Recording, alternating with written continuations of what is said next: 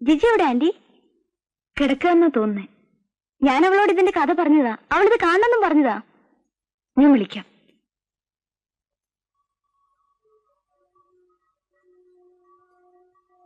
Jiji, cinema കാണുന്നോ? തലവേദനയുണ്ടോ?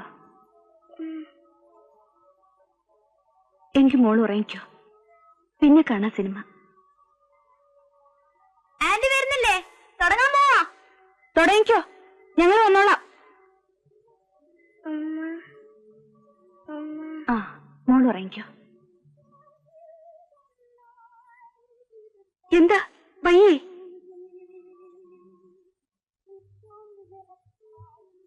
ഇതിനിപ്പോ ഈ കൊടുക്കുന്ന മെഡിസിൻസ് ഒന്നും തീരെ ചേരുന്നില്ലെന്നാ തോന്നുന്നേ.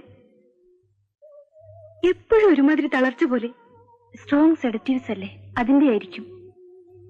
ഡോക്ടർ എന്താ പറയുന്നേ? ഇതിന് ഇതേ ട്രീറ്റ്മെന്റ് ഉള്ളൂന്നാ ഡോക്ടർ പറയുന്നേ. പക്ഷെ ഇങ്ങനെ എപ്പോഴും ഒരുമാതിരി മയങ്ങിക്കിടക്കാനാണെങ്കില്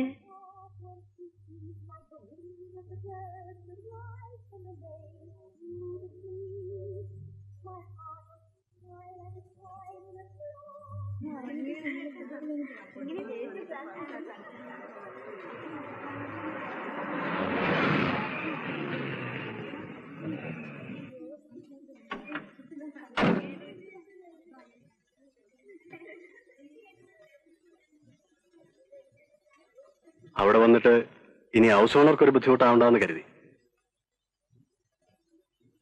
പുതിയതായി എന്തെങ്കിലും പറയാനുണ്ടായിട്ടല്ല. പിന്നെ പുതിയൊരു വീട് വാങ്ങുന്നതിനെ പറ്റി കഴിഞ്ഞ പ്രാവശ്യം ഞാൻ പറഞ്ഞല്ലോ. വാങ്ങി. മിനിഞ്ഞാന്നായിരുന്നു എന്റെ ഡീഡ് സൈൻ ചെയ്തത്. നിങ്ങൾ പണ്ടെപ്പോഴും പറയുമായിരുന്നല്ലോ ടൗണിലെ ഏറ്റവും നല്ല റോഡെന്ന്. ആ റോഡിൽ തന്നെയാണ് വാങ്ങിച്ചിരിക്കുന്നത്. പോലീസ് സ്റ്റേഷന്റെ അവിടുന്ന് പടിഞ്ഞാട്ട് പോകുന്ന റോഡിൽ റൈറ്റ് സൈഡിലായിട്ട്. പുതിയൊരു വീടാവുമ്പോ കുറെയൊക്കെ മറക്കാനും. എന്നെ കാക്കണ്ട. ഞാൻ പറഞ്ഞിട്ടുള്ളതാണല്ലോ, എന്നെ ഇനി പ്രതീക്ഷിക്കരുത്. ചെല്ലട്ടെ.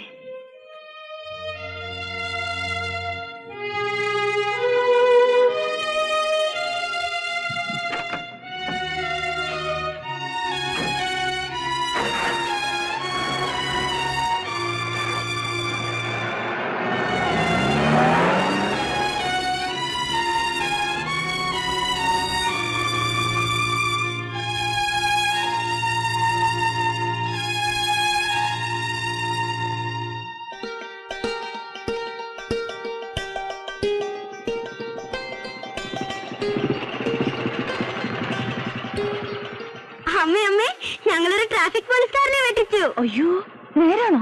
ആ, അയാൾ അവിടെ നിന്ന് വിസിലടിയോടെ വിസിലടി. അച്ഛൻ വെട്ടിച്ച് മുമ്പേ കിടന്നൊരു ട്രക്കിന്റെ കീഴിൽ കൂടെ 3 കയറി ഒറ്റ വെടിയില്. വലിയ മിടുക്ക് തന്നെ.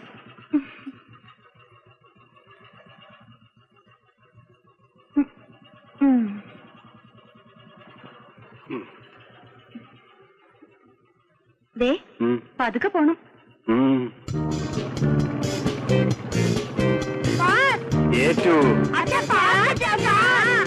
മക്കളെ, നീ ഇവരുടെ അമ്മയാണെന്ന് പറഞ്ഞ് നടക്കുന്നുണ്ടല്ലോ. നിനക്ക് മാത്രമേ ഉള്ളല്ലോ പേടി, ഇവർക്കില്ലല്ലോ.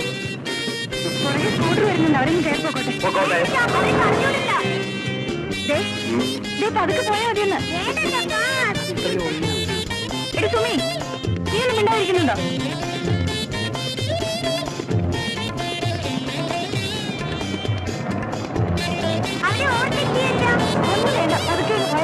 നിങ്ങളൊന്നും അറിയണ്ട, കണ്ണടച്ചിരുന്നു. എന്താ ഇത്?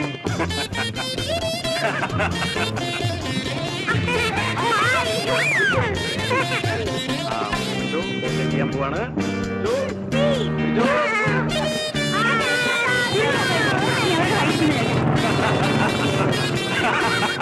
ഇതെന്ത് വട്ടായി കാണിച്ചു?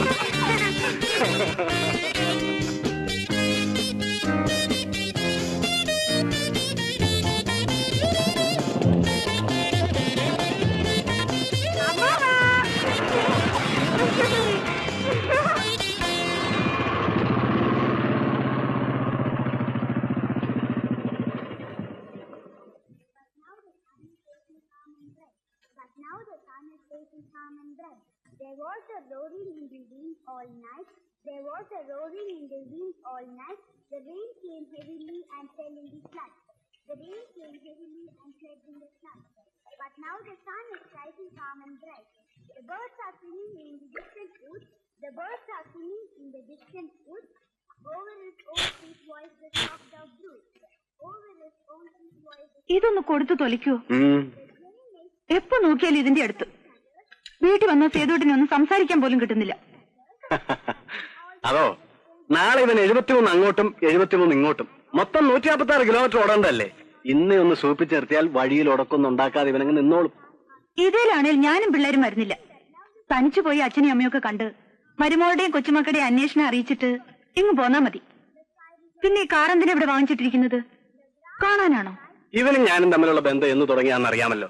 29ാമത്തെ വയസ്സിലാ ഇവൻ എന്റെ ജീവിതത്തിലേക്ക് കടന്നു വരുന്നത്. നീ വരുന്നതിന് 2 വർഷം മുമ്പ്. റൂക്കേലായിന്ന് കൊച്ചി വരെ ഞാനും അവറാച്ചനും കൂടെ മാറി മാറി ഓടിച്ചോണ്ട് പോന്നിട്ടുള്ളതാ ഇവനെ. ഒറ്റ സ്ട്രെച്ചിന്. ഇവന്റെ പൾസ് എനിക്കറിയാം.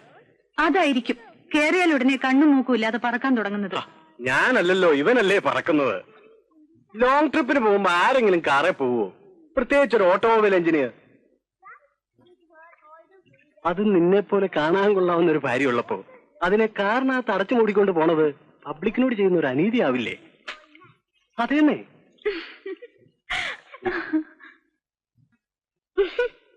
The birds are singing in the distant woods.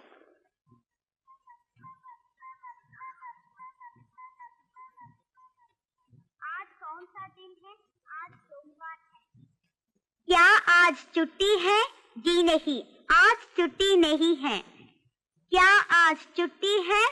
जी नहीं, आज छुट्टी नहीं है. അമ്മേ, പഠിച്ചു കഴിഞ്ഞു. ഉറങ്ങാൻ പറ്റോട്ടെ? ഹിന്ദി മുഴുവൻ പഠിച്ചോ? പഠിച്ചു. ചോദിക്കട്ടെ? എനിക്ക് ഉറക്കം വരുന്നു. ദാ അവൾക്ക് ഉറക്കം വരുന്നില്ലല്ലോ. എനിക്ക് ഉറക്കം വരുന്നു. ശരി വാ.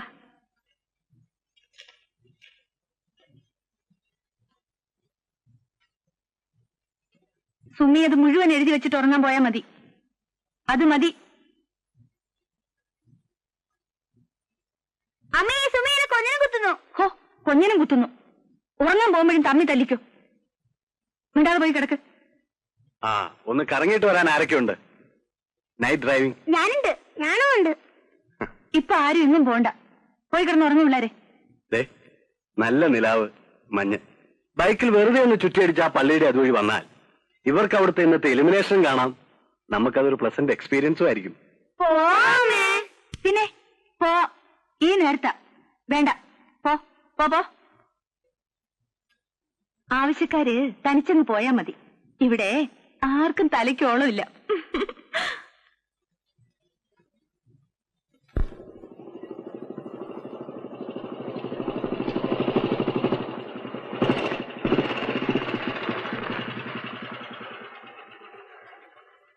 ഇങ്ങനെ വിടണ്ട. എങ്ങനെ എങ്ങനെ വിടണ്ട? ഇപ്പോഴീ വന്ന പോലെ. എന്നാൽ ഇനി ഞങ്ങൾ 3 പേരും കൂടി അങ്ങ് താഴോട്ടിറങ്ങാം. എന്നിട്ട് ഇവനെ തോളയിലെടുത്തുകൊണ്ട് ഇവരുടെ സ്കൂൾ വരെ അങ്ങ് ഓടാം. മതി മതി.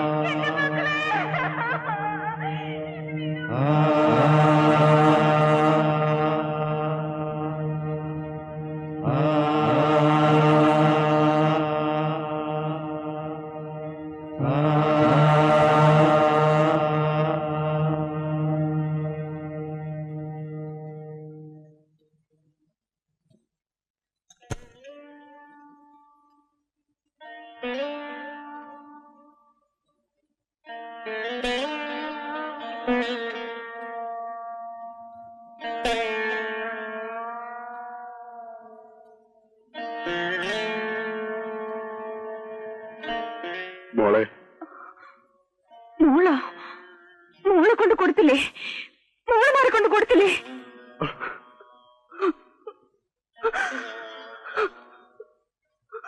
പത്മിനി, വേണ്ട, എന്റെ അടുത്ത് വരാൻ നോക്കണ്ട.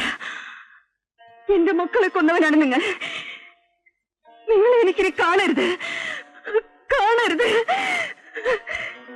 പോ എന്റെ മുമ്പിൽ നിന്ന്.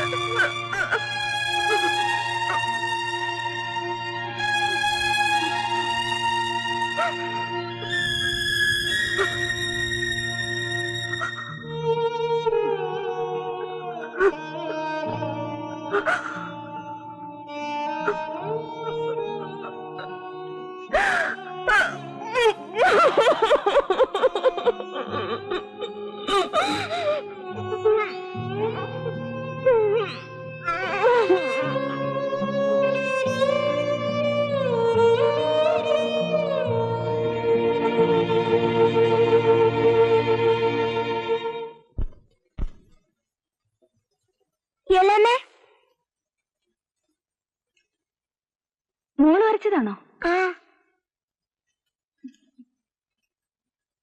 ഇതെന്താ? സൂര്യൻ. ആ, ഗുഡ്, കൊള്ളാം. ഇനി എന്താ വരയ്ക്കണ്ടേ? ഇനി ഒരു തെങ്ങ് വരയ്ക്ക്. തെങ്ങ് അറിഞ്ഞൂടാ. എങ്കി മോക്ക് ഇഷ്ടമുള്ളത് വരയ്ക്ക്. ഇഷ്ടമുള്ളത് എന്താ? മോക്ക് ഇഷ്ടമുള്ളത്, ഏറ്റവും ഇഷ്ടമുള്ളത്?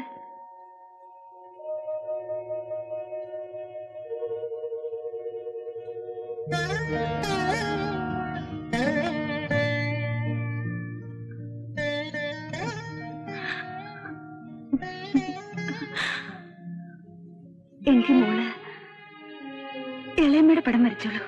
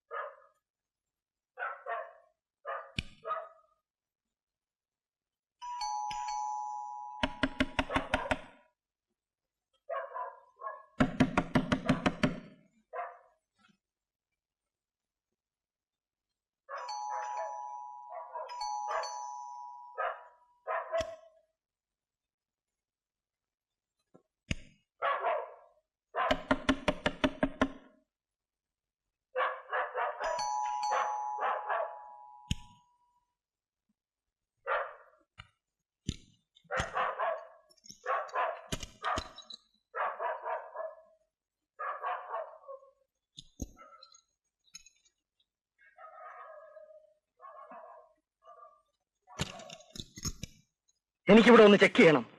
ഇതെന്ത് കീർക്കാൻ നോക്കിയാട്ടെ. നീ ചുമ്മാ ഇരടി. ആരോ മതിലിയാടി പോന്നിട്ടുണ്ട്. പിന്നെ ചുമ്മാതാണോ അത് കിടന്ന് കുറയ്ക്കുന്നേ? ഇങ്ങോട്ടെങ്ങോ ആരും പോന്നിട്ടില്ല. പട്ടി ഉരയ്ക്കുന്നത് നിങ്ങൾ കിടന്ന് ബഹളം കൂട്ടിയിട്ട്. ഇതെന്റെ സ്ഥലമാണ്, എന്റെ വീടാണ്. എനിക്ക് ചെക്ക് ചെയ്യണമെന്ന് തോന്നുമ്പോ ഞാൻ ചെക്ക് ചെയ്യും. നിങ്ങൾക്കിപ്പോ എന്താ അറിയേണ്ടത്? എനിക്കിപ്പോ ടെറസ് ഒന്ന് ചെക്ക് ചെയ്യണം. ഇതെന്റെ വീടാണെങ്കിൽ ഇതിനകത്ത് എന്ത് നടക്കുന്നു എന്ന് അറിയാനുള്ള അധികാരം എനിക്കുണ്ട്. ഇനി വട്ട്.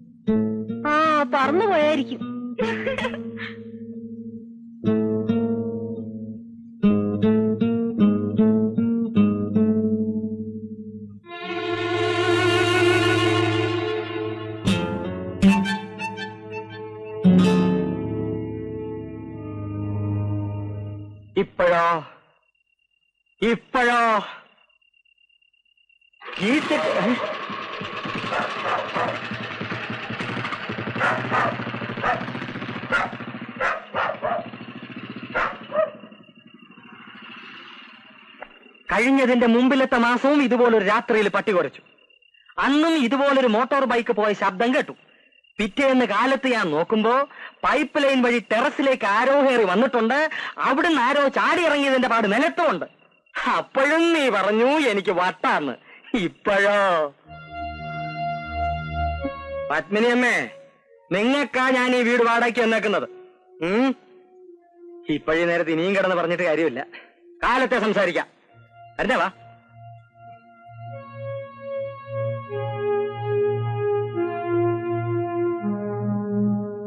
ആ സിഗരറ്റ് കുറ്റി കണ്ട് നിങ്ങൾ വല്ലാതാവണ്ട. അത് പുള്ളി കൈ കൊണ്ടുവന്നല്ലെന്ന് നമുക്കെങ്ങനെ അറിയാം? ഇത് ഞാൻ ഒരു പിരി ലൂസാ. നിങ്ങൾ പോയി കിടന്നുറങ്ങ. വാ.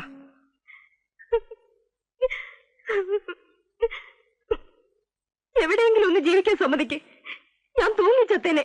എന്തെങ്കിലും നാണക്കേടുണ്ടായിരുന്നല്ലേ? എനിക്ക് നിന്നെ കാണാതിരിക്കാൻ പറ്റാത്തോണ്ടല്ലേ? ഒന്നുമല്ല, കള്ളു മൂക്കുന്നതിന്റെ. എടി മറ്റേ മോളെ, കള്ളു മൂത്തിട്ടൊരു പെണ്ണിന്റെ അടുത്ത് പോകണമെന്ന് തോന്നിയാ എനിക്ക് ഈ സിറ്റി വരാൻ നിന്റെ ടെറസ് മാത്രമേ ഉള്ളതാണോ വിചാരം? അത്രയൊന്നും റിസ്ക് ഇല്ലാതെ. അങ്ങനെയൊന്നും പറയണ്ട. പിന്നെ ഞാൻ പറഞ്ഞല്ലേ ഇറങ്ങി വരികില്ലെന്ന്. കഴിഞ്ഞ പ്രാവശ്യം നീ അത് തന്നെ പറഞ്ഞു, ഒടുവിൽ ഇറങ്ങി വന്നു. ഓ, അന്ന് അങ്ങനെ അങ്ങ് പറ്റിയെന്നും വെച്ച് ഇത്തവണ ഞാൻ ആണായിട്ട് കട്ടായം പറഞ്ഞതല്ലേ വരികില്ല വരണ്ടെന്നൊക്കെ. അപ്പൊ അന്ന് പറഞ്ഞതോ?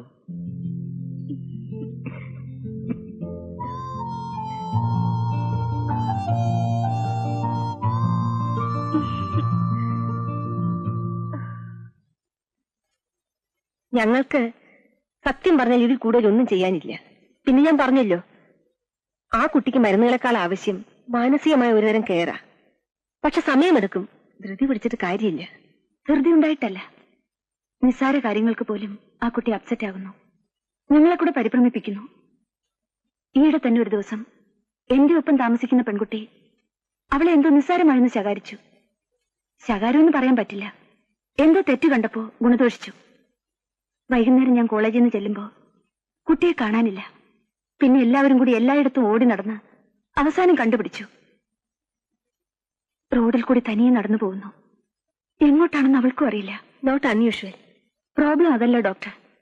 കോളേജിൽ പോയി തിരിച്ചു വരുന്നതുവരെ എനിക്കിപ്പം മനസ്സിനൊരു സമാധാനമില്ല. ക്ലാസ് എടുക്കുമ്പോ പോലും മനസ്സ് നേരെ നിൽക്കുന്നില്ല. ഞാനൊരു സജഷൻ പറയാം. ഡോക്ടർ പത്മനാഭൻ ഞാനൊരു കത്ത് തരാം. ഡോക്ടർ പത്മനാഭൻ എന്ന് കേട്ടിട്ടുണ്ടോ? വളരെ പേരുള്ള സൈക്കോതെറാപ്പിസ്റ്റ് ആണ് അദ്ദേഹം. പക്ഷെ പുള്ളി ഇപ്പോൾ ഗവൺമെന്റ് സർവീസിൽ രാജിവെച്ച് പ്രൈവറ്റ് ആയിട്ട് ഇൻസ്റ്റിറ്റ്യൂഷൻ നടത്തുകയാണ്. മെന്റലി റിട്ടയർഡ് ആയിട്ടുള്ള കുട്ടികൾക്ക് വേണ്ടി അവിടെ ഒരു സ്കൂളും ഹോസ്റ്റലും ഒക്കെ ഉണ്ട്. ജിജി മെന്റലി റിട്ടയർഡ് അല്ല, എന്നാലും സിറ്റുവേഷന്റെ ഗൗരവം പറഞ്ഞാൽ ചിലപ്പോൾ അദ്ദേഹം അവളെ ഹോസ്റ്റലിൽ നിർത്തിയേക്കും. ഇല്ലെങ്കിൽ പകയെങ്കിലും അവിടെ നിർത്താനുള്ള ഏർപ്പാടുണ്ടാക്കി തരും. Anyway, I will give you A letter.